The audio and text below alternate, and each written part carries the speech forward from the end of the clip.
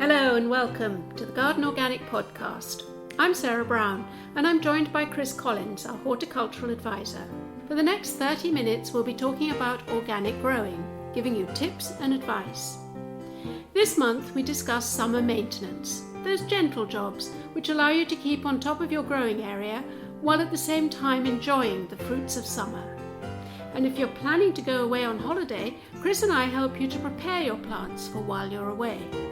Our interview this month is with the author of a book on climate change gardening, a subject very much of our time. And we finish with the postbag questions on gooseberry bush pruning, flowers for bees, and whether you can use old tyres for planting in. It's the summer month of July, so sit back and enjoy the chat.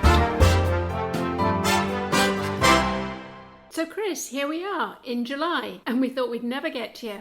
June was so busy in the garden and in the growing area, but July, I kind of get the feeling you can take your foot off the pedal a bit. It always feels like the brow of the hill a little bit to me, because you're kind of really intensely gardening with the seed sowing in the spring, and then everything starts to grow at once and you're battling everything, and then you kind of get everything up and established. So it does feel like the brow of the hill a bit. And I mean, I was on my allotment. I like to go to my allotment quite late. There was nobody there the other night, just me and the birds. I'm in a city of 11 million people and I'm on my own, you know, with a bit of nature and growing some food. And I think it really hits home then why you make the effort, why you go to all that trouble here. The rewards are very, very handsome. It's also magical, isn't it? With time to enjoy your growing area, to sit and enjoy it, whether it's with a beer, cup of tea, listening to the cricket. It's a great one to listen to the World Cup. yeah, that's right. But July is also, for me, quite a lot of what I call RM, which is routine maintenance. And so it's things like keeping up with the weeding, keeping up with the watering, all that sort of thing. I think you've got to be careful not to take your foot off the pedal completely. Yes. Hopefully you're in control. But I think weeds quite important because, I mean, I don't mind certain plants as long as they're not growing right amongst stuff. I don't want dandelions in amongst my runner beans. I'm to the side, no problem. But you need to remember that expression weed before they seed. You have a plant like chickweed, which is a 4-week life cycle. If you're not paying attention to that and just pulling them up and drying them out in the sun, you'll have a lot more of them. So you need to just keep an eye on things, make sure it don't drift away from you. And also, it's, you know, we go through periods of dry. I know it's been a bit wet. The end of June it was a bit wet, but now I think just be careful, it gets hot. You need to keep an eye on your irrigation. Yeah, and with the weeding, I know we've mentioned this before. In fact, we probably mention it every month, don't we? But with the weeding, if you take out your annual weeds, throw them on the compost heap. Their foliage is fine, even their little root systems, it's not a problem. If you've got big perennial weeds like dock, like thistle, then cut off the foliage, put that on the compost heap, but the roots themselves you're going to have to dig out. Yeah.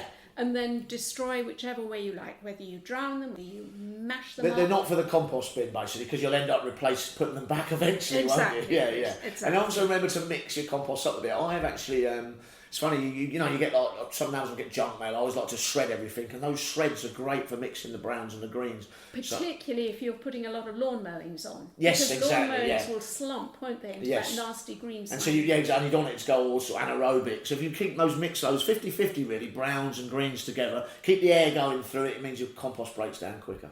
Another bit of routine maintenance, of course, is cutting back. So things like, I have a lot of chives in my garden. If you cut them back after they've flowered, it's magical. Within a week, you've got new growth. So you can keep your chives going through the season. You can also do it with some of your herbaceous things like herbaceous geraniums. You can cut them back, get a second flush. It's quite easily, when you start seeing things tire a bit, a nice haircut will rejuvenate them. And pinching out. I pinch out my basil plants. They're nice and thick and bushy as a result. Yeah, tomatoes. I've been pinching out my tomatoes, especially the cherry ones. I grow in hanging baskets on my balcony. I pinch them out. They bush quite nicely. When you say you pinch them out, you're taking out the side shoots. I take out the side. Also, so the top one has been I take out the tips as well. So I just want them to produce more laterals, basically. Unlike a tomato that you trust, I beg your pardon, trust. Yes. Unlike a tomato you trust, the small cherry ones are kind of very bushy and you can get a lot more fruit on them. Yeah. And then if you're picking, which we hope you are, you're harvesting your fruit and your veg, a tip about thinning carrots I read the other day, which I really loved. As we know, the carrot fly is very attracted to the scent of the carrot. It's a pheromone, isn't it, that's given off, apparently, yeah. So one of the tips is to thin your carrots or pull your carrots in the evening when it's not windy, and then with any luck, the carrot fly, which isn't usually around in the evening, won't be attracted to your carrots. But I heard another tip, which was to crush mint leaves under your feet or in your hand as you're pulling up those carrots. Again, I don't know if it works or not. We've never actually tested that one, but why not try it? Well, I think mint's quite a powerful smell, so there's no reason why it shouldn't disguise. Like you say, I don't think we can't say it's scientific, but mint's a nice plant. You might want to bury it in a pot so it doesn't spread everywhere, but it's a nice plant, and use that as a bit of companion plant in it. And also remember our philosophy that we want to see our growing areas full. We don't want to see that bare soil, because that reduces our watering, it helps keep the weed down. So you want a nice varied, mixed garden to keep everything balanced. Now, something that I have, which I doubt you have on your balcony, is a lot of apple trees. No, I can't fit one on there. So I'm in the process of apple thinning at the moment. And this is when you get a bunch of apples on your branch and you think, wow, fantastic. Actually, if you leave them, you're going to get a bunch of very small apples. Small and sour, aren't they, if you don't thin them out? Well, they're just small and hardly worth keeping. So you've got to be cruel to be kind, in a sense. Take out the weak ones, the smaller ones, and just leave maybe 2, maximum 3, but preferably just 2 fruits. They will then get all the strength from the plant to grow bigger, to get the sun, and to sweeten. And do you do this with a pair of tweezers or a pair of snips or secateurs? You can do it by hand. Just pinching with your fingernails? Pinching with your fingernails. Just make sure you don't damage the actual stem itself, but just lift off that weak, diseased apple. Now, there's a really nice little video about this on the Garden Organic YouTube video. So if you're into YouTube, go into Garden Organic and you'll see apple thinning. I think it sounds like a nice relaxing way to spend a morning to me, really. Bonding with your apple trees. Well, this is what July's all about. Yeah, it is. Yeah. Now, the other thing, of course, is that you may well be planning to go on holiday. Yep, that's right. It's that time of year, isn't it? And what are you going to do with your plants and your growing area when you go? One of the things I do with a balcony, which is obviously a much bigger problem because you've got a limited space, and I'm south facing, and boy does it dry out. So last time I went, I used a couple of tricks. I'd recycle old water bottles, and I would remove the lid, and then I would probably bound in about 5 or 6, maybe 7 layers of cling film with an elastic band around that, and then pinprick with a pin. And then you fill that with water, you cut the other end off, fill that with water, and you put it in, and it gently leaks out into the soil. That's one method I use. So you prick through the cling Through the cling film. So if you imagine... And the bottle itself? No, because you've lost the lid. So where the lid would be, yes. You then, so instead of a lid, you have 7 layers or 6 or 7 layers of cling film, as tight as you can over that lid area, held on with an elastic band, and you cut the top off the other end, the fat end, and then you water into that and it seeps into the soil. So you place it near the base of your plant. Yes, yeah. You can actually buy taps and fit them onto water bottles. They're available if you didn't want to go to all that trouble. The other thing that's quite important is I have a lot of house plants, so all the small vulnerable ones all go in the bath with a nice bit of water, and that keeps them alive for a couple of weeks. Yeah, that's a good point. I have a very kind neighbour. So when I go away on holiday, or when he goes away on holiday, what we've got into the habit of doing is gathering all our pots that are scattered around the garden, putting them together in a shady place, and then it makes it so much easier if you're then doing the watering for your neighbour. Everything there is in one place. I think the key thing on the allotment or in the flower bed or vegetable bed, the mantra that I have is weed, water, mulch. Yeah, mulching is very, very useful. Get rid of the weeds if you can, because they're going to take up that valuable water while you're away. They're going to deprive your plants. If you then water, and water deep. Don't just do a little sprinkling, go really, really deep. And then the soil should, if your soil's in good nick, it should hold that water. And then finally, put a mulch down. Now this could either be your grass cuttings from the lawn, or any green cuttings that you've taken, something that will cover the soil and stop the transpiration and losing the moisture. So that's weed, water, mulch. Yeah, that's good. Good one to remember that. And don't forget to pick everything before you go. Anything that's ripe or about to be ripe, it's ready to go in the freezer or to make jam of or whatever. And the other thing, of course, is sweet peas. I have a lovely I can't get through a summer without growing sweet peas. And again, pick as many of those flowers as you can. So you can use them as a cut flower, like a big... Yes, but the point about picking them is that it'll encourage them to go on flowering. Because once the flower sets into a pea pod, the plant will think... So basically you're talking about deadheading, basically, then, I suppose. And the same with roses, of course. Yes. So you want a perpetual flower, basically, to help with perpetually flower. Great. All right. Thanks, Chris. Okay. Well, now we'll turn to your interview this month, and I have to say, this amused me, this interview. You met Kim Stoddart. I did, and it was a really nice interview. I really enjoyed doing it. Well, the point was to talk about her book on climate change gardening, which is very of the moment. We've had perhaps the wettest June on records, and we're about to go into a very hot July. But what I love about this interview is how you spark off each other. It was a really enjoyable chat. When two gardeners get together, we are very kindred spirits in a way. You bond quite heavily over your passion, because it is a passionate subject. You can't be a gardener without passion. The two worlds wouldn't mix. And I think that as I chatted away to her, that becomes more apparent. I think you've got two people who love to do what they do. Well, I hope the listeners enjoy listening to it as much I as I do. hope so too.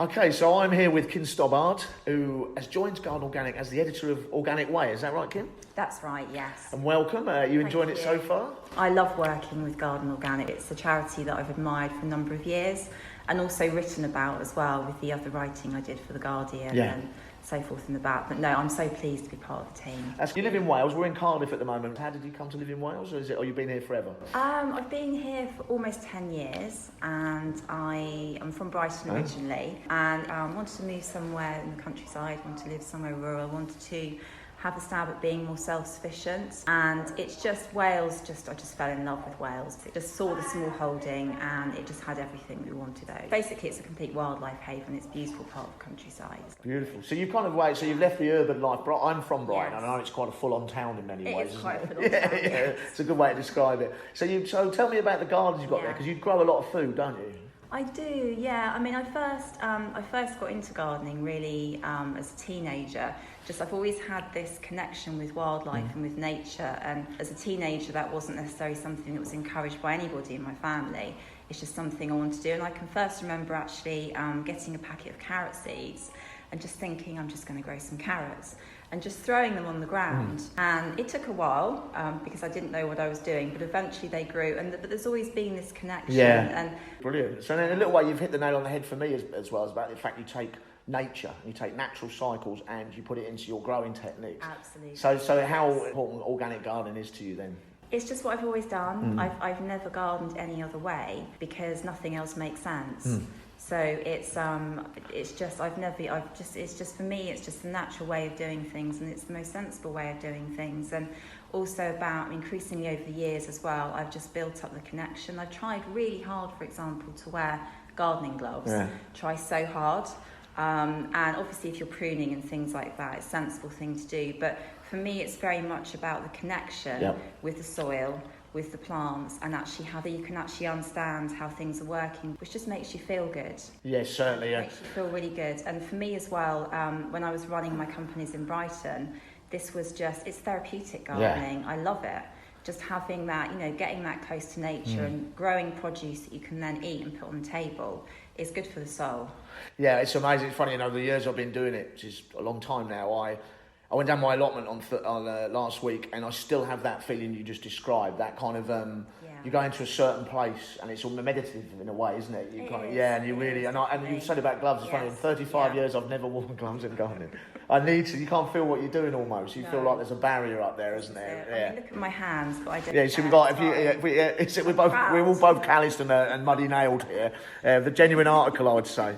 So you have a social enterprise called Green Rocket. Tell me a little bit about that. My youngest son, Arthur, who's 10, is autistic.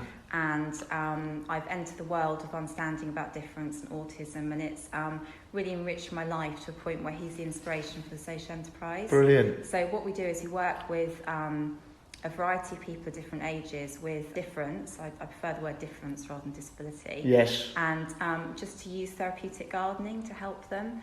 So I'm working with a group at the moment, aged sort of 16 to 30, and we're using the garden almost like for emotional regulation, and then we're looking at what their interests are, and we're trying to build on those interests. So it's kind of therapeutic gardening, meets social enterprise. Yeah, that's brilliant. It's a really enriching thing to do. Yeah. We laugh. As well. This is the thing. Almost from the off, we've just had such fun. You do get giggles. We do. This is it. There's lots of laughter and merriment. I've been really fortunate to work with autistic children myself. It's one of the most amazing things I've done, and for a simple reason really, is that they live in the moment. There's no agenda with them, and there's a purity to being around them that I've found. And I remember one little lad did down in Kent, and I got him planting tomatoes, and every time he planted a tomato, he went dunna. He planted dunna, and there's that kind of natural joy about it. But they really do respond to horticulture, to gardening, don't they? Nature doesn't judge, does it? No, exactly. We're all on the same page with it, and that's why it's such a powerful subject. It's a shame. Shame more people don't understand that in some ways. Well, I think a lot of the time as well, the expectations are set very low. That when you have a diagnosis of some type of condition, almost not very much is expected of you. But nature doesn't judge, and nature isn't full of straight lines. Nature's full of curves and colour and variety, and it's just for so many different reasons. It's a really good space. Right, Kim. I know you've got a book out on climate change, on climate change gardening, to be more accurate. Tell me a little bit about that.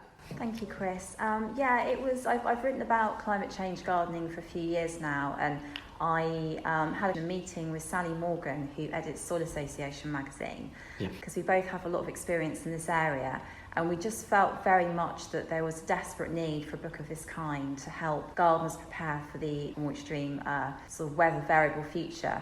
It's about very straightforward actions that you can take as well to actually weatherproof your garden. So, because we've had a lot of gardeners saying to us, feeling very fearful, particularly after the heat wave last year. And also where I live in the wild west of Wales, I think I'm quite fairly front line to the actual changes that are taking place. I live 700 foot above sea level in a very exposed spot. And we've experienced great extremes of weather, even more so. Ceredigion was actually the hottest place in the UK. Wow. In February, 21 degrees in February. So you can't ignore this, can you, really? No, it is happening. Yeah. It's one of those things that it's very easy to think, almost put your head in the sand, because it is scary. The key thing is that basically it's about working with nature. It's about working with nature, rather than trying to meticulously control it. That will actually help in a gardening context. And so how do you begin something like that? Do you break it down into sections of what your challenges would be, like floods, dry, wind? Do you break it into those sort of sections? Definitely, yeah. And both Sally and I are full of ideas. Yeah. So you would have tips on that then? Say if you were in an area in Lincolnshire at the moment that's suffering from flooding, etc. Would you have some core tips? Yeah, there's sort of lots around this. And my garden, actually mentioned, my garden flooded. This is probably a good way of sort of bringing this alive as well, because I live in the countryside and surrounded by farmers, and the field immediately behind the gardens it's been on a slope, but before it was used for livestock grazing, and then what they did is they ploughed the field over and they grew crops on it. See, before the field held the water really well because it was full of grass. And the grass has got roots that are going to actually hold. And it absorbs all that moisture, Absorbs the moisture. It's sort of natural resilience against an excess of rain. We obviously had a lot of rain, but equally what happened is suddenly all the water came running down the field because there was no longer grass there to hold it. And it flooded my gardens to the extent where the vegetables were actually rotting in the ground. So if I explain what I did with that probably helps. Yes, that's perfect. Yeah. The main thing is at the back of the garden, actually creating as much protection as possible. So lots of soft fruit bushes. Yep. And also trees, fruit trees. But actually they act as a first line of defence, and they actually help to soak up excess moisture, and also keeping the grass long at the back of the garden, so it's very, very wild. Long grass is able to absorb a lot more water as well. And then I transformed the outside veg patch into a raised bed system. So I've got gravel pathways that actually lead around the outside of the raised beds, because the membrane underneath is porous. So it enables the water to actually slowly just filter. So you're not getting puddling or trapped water? No, right. No. There was so much mud. It was outrageous. I've experienced mud, but I've never experienced anything like this. Completely unworkable before. Yeah. It was devastating. Yeah. It's devastating. You just come up with some cracking ideas to solve it, and this is then, you've not had problems with it since then? No. So tree line, soft fruit, and then long grass, you're creating a barrier between the larger ecosystem and your ecosystem. And raised beds are good as well, because although the soil can dry out more quickly, when you conversely get a heat wave, although there are things you can do to help with that, it actually means that the roots of the plants are actually raised above the ground. So it means that if you do have a problem with flooding, they're not going there's to more drown, protection. basically. The other thing with that is that there's a real issue with soil erosion over winter as well. With an excess of winter rain, the nutrients can be leached out of the soil. So using systems like no dig, also using lots of ground cover, actually help provide protection over the winter. Even letting some weeds grow, non-invasive weeds grow, is better for binding soil. As a gardener, I don't want to see soil. It's the most important thing to me, but I don't want to see it. This is it. Yeah, because if you can see soil, that's weed, that's watering. They're two jobs you have to do. So I would say rule one of organic gardeners: fill your beds, fill your borders. Yeah. So you just touched on something then I'm quite interested to throw it completely the other way. Yes. What about doing stuff if people are in dry, arid situations? What you said again about the ground cover is really important as well, because last summer, we had 6-7 weeks. Yes, really nice weather. No rain. It was, certainly it was very enjoyable. There's no doubt about that. But it wasn't good plant weather. It wasn't good plant weather, no. And the other thing that happened as well is that for the first time ever since being there in 10 years, the water supply actually ran dry. So I had very, very little water. So what I had to do was use these techniques that I've been talking about and push them to the limit. So in the polytunnels, I was only able to water once a week in the midst of the heat wave. If you're growing lettuce and stuff, that's a problem, isn't it? If you're growing soft crops. So the main thing with that, obviously soil, organic gardening is all about the soil. Yeah. So just with the extra hungry plants, after watering, I put mulch around. Yes. So I'd mulch around the extra hungry plants, and when I watered, rather than just doing, obviously watering in the morning or later on in the evening when it's cooler, but rather than just giving them a small water, I'd water deep water. Much longer. Deep watering, So then the water's actually able to permeate much further down in the ground, and it can stay there for longer. And the fact that you're using ground cover actually means the soil won't dry out as quickly. So I was actually amazed what a difference it made. Really, that is really interesting, because you know what, it's interesting as a gardener, people think watering is the easiest job. I would argue it's the most difficult. It's the easiest one to get wrong. Just think about it. I kind of think also when you water is when you bond with your plant. Because you're one-on-one with it, and you see its progress, and you assess all the other jobs a gardener needs to do at that point, and so it's the most important job. That's it's also therapeutic as well. I'm doing it every night, in which case. Which I used to do 4,000 pots in a nursery when I was an apprentice, and that got a bit tiresome sometimes. But you're right, it is a bonding exercise, and you can do all your assessment. You're in the moment, very much so.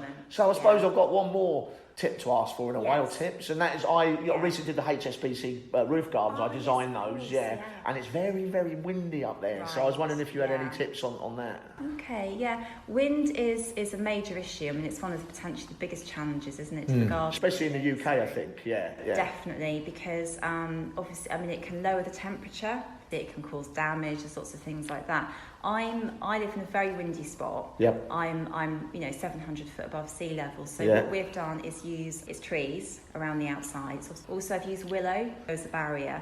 And then what I do as well is I use plants like Jerusalem artichokes around the outside of the plot, just to provide extra shelter. So it's multi-layered, really. But the other thing it's almost like agroforestry in a way, isn't it? Do you know it is? Yeah. It is. And it's very free-spirited plants. I don't use crop rotation. Right, permaculture in a way. Because I used to, obviously, I used to use crop rotation systems, and I do that, meticulously. And it, to be honest with you, always caused me a headache. But what I do now is I use mixed planting. In a way that just means that I don't have to follow that meticulously, because I'm not draining one particular nutrient out of the soil. So things actually work in harmony. And the other thing I do actually as well, I grow plants on for longer. So, for example, with certain brassicas like Swiss chard and kales, you can actually grow them on for a few years. So they're perennial by nature. So you actually then you get a much bigger crop in the spring. It's almost like having 7 plants in one. So you're grazing it in a way, are you? Grazing. You're growing them as perennials and you're grazing them rather than whacking them in drills and cropping them straight away. Definitely. And I do a lot of self-seeding. A lot of plants are self-seeding as well. So a lot of the weeds that pop up are actually seedlings that I can just take and plant elsewhere, which is helpful. Another thing I've started doing as well is when you want to obviously clear a space to put some new planting in, rather than, say, for example, lifting a spent crop out the ground, what I do now is I actually cut it off at the surface, because so you leave the rootstock in, the root ball in there? In, because it's potentially got really beneficial nutrients and mycorrhizal fungi. And the thing is, because quite often it's because if you pull one out, if you look at the roots, they're covered in the in mycelium, in like what? Yeah. And it's taking that out of the soil, and obviously it's all about the soil. I mean, if you think about it, it just makes perfect logic. Yeah. And if you take the idea of your almost like picture perfect garden, Yeah. if you imagine what a garden's supposed to look like, then everything is so very, very carefully controlled. Yeah. Then, you know, fertilizer, obviously pesticides are being used. What you're doing is you're creating a space that's so needy and unresilient that it's expensive, and it's also very, very vulnerable. So it's turning the idea of it on its head. Organic gardening is at the heart of this, but it's also about allowing lots of wildlife to move in, and a lot of it is actually, it's about tuning in. It's about tuning into what's already there, with there's some flourishes and other things that you can do around the side, and lots of ideas. But nature has a lot of the answers, and trying to let nature in as much as possible. So it's the other way around in a way, I suppose. We step in only when necessary, let it take its flow, and we step in when we want particular crops in certain places. So I don't have an issue with things like pest build-up, because I mean, there's so much wildlife as well. There's lots of predators that will eat things like aphids and slugs. I had raw beans and they got covered in black fly, and I left it for 3 weeks, and the ladybirds cleaned them up. So the answer will come along. It is. And the important thing is don't panic about it. So, you know, sometimes we get spots on our faces, don't we? But actually, I mean, we're here at St Faggin's in Cardiff, and they have displays of some of the peasant gardens, so the workers' gardens. Yes. And actually, they used to have weeds mixed in with their crops because it encouraged pollinating insects. You know, when I started gardening, we were poisoning those things. It was like everything was like straight lines, bedding. You had to flick the sides, cut it. Everything was meticulous and controlled. And I think that we've come a long way since then, by the sound of it, Kim. And I think you're contributing to that immensely. And I've really, really enjoyed this conversation. Oh, so thank you. Thank you very much. Thank you, Chris.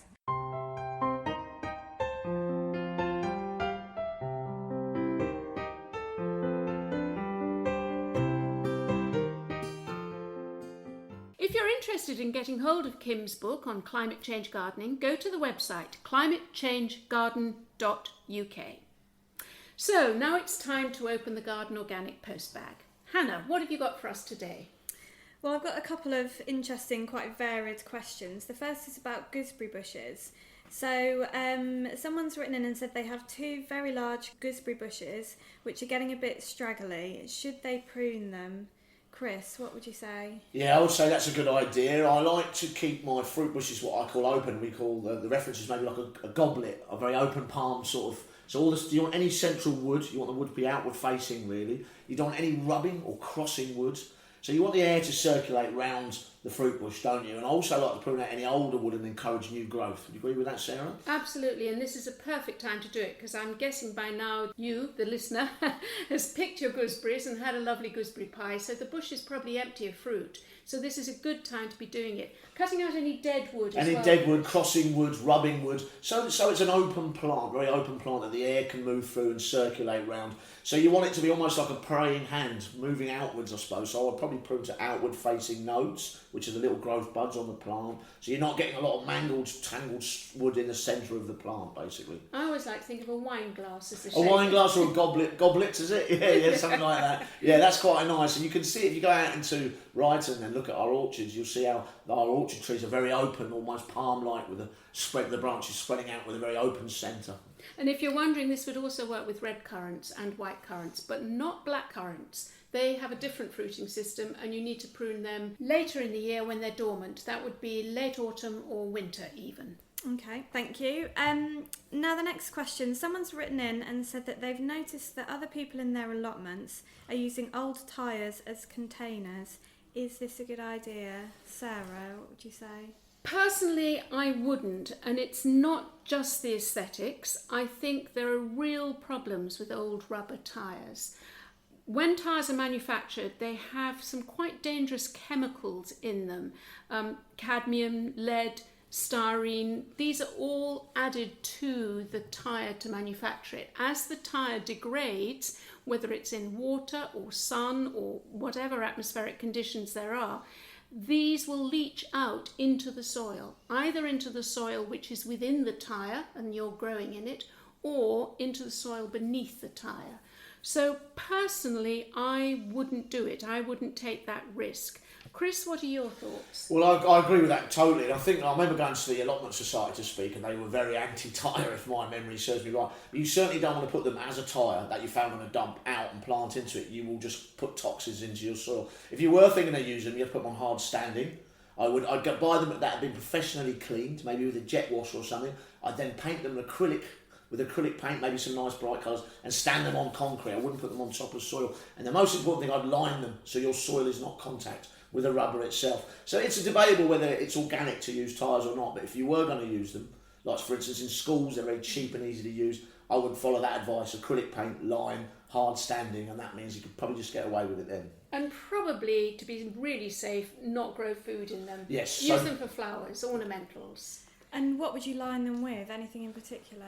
Well, it's the dreaded old plastic, I would say. Yeah, nice heavy weight plastic, and you'd have to make sure it drains, so you'd have to punch some holes in it as well. Probably line the bottom of the tyres with some gravel or something like that, so it drained all right. So, I mean, if you can avoid tyres, there are other options, is probably what we would agree on. Yeah, wouldn't Chris, it? you must have seen some pretty spectacular sights. I love allotments because it just nobody's paid for anything, and just the innovation's incredible, especially my one with all these old pretty boys.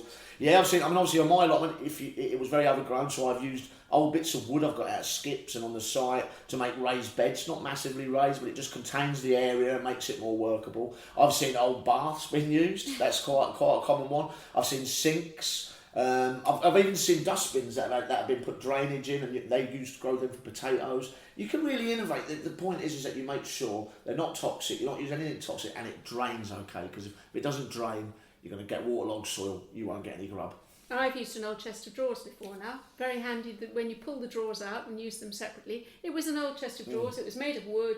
Yes, it eventually rotted away, but it made a very nice little mini section of raised beds. As long as you've got substrate, something to grow in, good soil, and obviously because it's a confined space, it probably helped to add a bit of liquid feed for the course of the season, just because you're supplementing, because there's a restricted space. Actually, talking about crazy containers, I actually saw recently someone had done a window box in the back of their car and planted pansies. So What, while they were still driving it along? yeah, it's still driving. It's in Cornwall. Yeah, so anything is possible. Okay, so our last question is quite a broad one. I think we could probably all sit and talk about this for days. Someone's written in and asked, what are the best flowers to grow to attract bees? Sarah? Well, I think it is a very good question to ask, Hannah, because the garden needs pollinators, and it's not just bees, it's other beneficial insects like hoverflies, wasps, believe it or not, flies, butterflies. These all act as pollinators, and they're all part of the ecosystem within your garden. What are the best flowers? Those with a simple open aspect, whether it's the daisy family or whether it's the umbellifera, which things like carrots and coriander and fennel, these all have nice open flowers which the insect can access the pollen on the anthers and the stamens within the blossom. Would you agree? Absolutely. I think the thing you want to avoid really is we very heavily hybridise some plants like begonias, summer bedding begonias, petunias, and they tend to have big, blousy, double, triple flowers, and that's not really accessible to a pollinator. So maybe avoid those or grow them in a different place if you want to attract bees and pollinators. Interestingly, it's our native wildflowers that are actually the best for insects. Simple things like foxglove, forget-me-not, poppies, these all have this open aspect that we're talking about. Coventry Uni, who are our neighbours at Brighton, did a research project on which are the best blooms for bees, and they found that of all these wildflowers, the three most popular with bees where they hung out was Viper's bugloss, teasel and toadflax. So sort of plants you find on a verge, really. Exactly. Yeah. They're probably not something you're going to be sowing in your garden, but they are, as I say, they have this attractiveness and this ease of access for the bee to dip in and get the pollen. Is there anything in the colour? I've heard sort of people say that the blues and the purples. Yes, that's very true, Hannah, and that was another outcome from the research from Cov Uni. Another thing I would mention is don't just think of flowers as ornamentals. I've noticed in my herb patch that, for instance, the chive flowers and the marjoram flowers, bees can't get enough of them. I've got a few plants. I think also you've got to remember the longevity of the season. So you want stuff out there early in spring that's flowering. Hardy annuals, I know things like comfrey flower quite early, don't they? And I've got a wild allotment next to me. It's full of comfrey, and you can hear it buzzing from 30 feet away. Absolutely covered in. And things like calendula are quite good, these sort of plants that you might companion plant in amongst the allotment. I think one plant always amazes me, and I used to have a big one right outside my front door in London. That's lavender, and that was like a bee rave going on that. It was absolutely covered in it, and I think you really could hear it. And that was really, really popular. And also remember, late in the season there'll be bees and butterflies, etc. around that will want pollen. So plant something that's going to flower later. Sedum spectabilis, or the ice plant, is a great one for that because that'll flower September into October. So you're providing pollen, nectar very late in the season. I think that's a very good point, Chris, that I think insects who come out of hibernation early are desperate to feed up, to get the glucose or whatever it is that they get in the nectar. And so things like dandelion flowers, don't get rid of them, don't cut them down. They are vital for these insects. Got plenty of them. So what can I do now, or what can the member do now? Is there anything they can sow? I think, to be honest, it's a little bit late to be sowing. There's no reason why not, and why not get a packet of seeds and scatter them if you've got the room and see what comes up. Depends entirely on the summer that we have and the conditions that we have. But it's not too late to think about planning for this. As we said, plan to have within your growing area a succession of flowering plants to cover from early spring right through until late autumn. And also you can have a look into what perennial plants are good for throughout the season. And I think also you can maybe, if you could, have a look at see if you can buy plug plants. There might be wildflowers that are bought in as plugs, so you might be able to get them online, etc., sent through to you, and you just put them in as baby plants, take care of them, and see if they're growing. Or nip down and get a lavender bush and have a bee rave in the garden. Quite like the sound of that.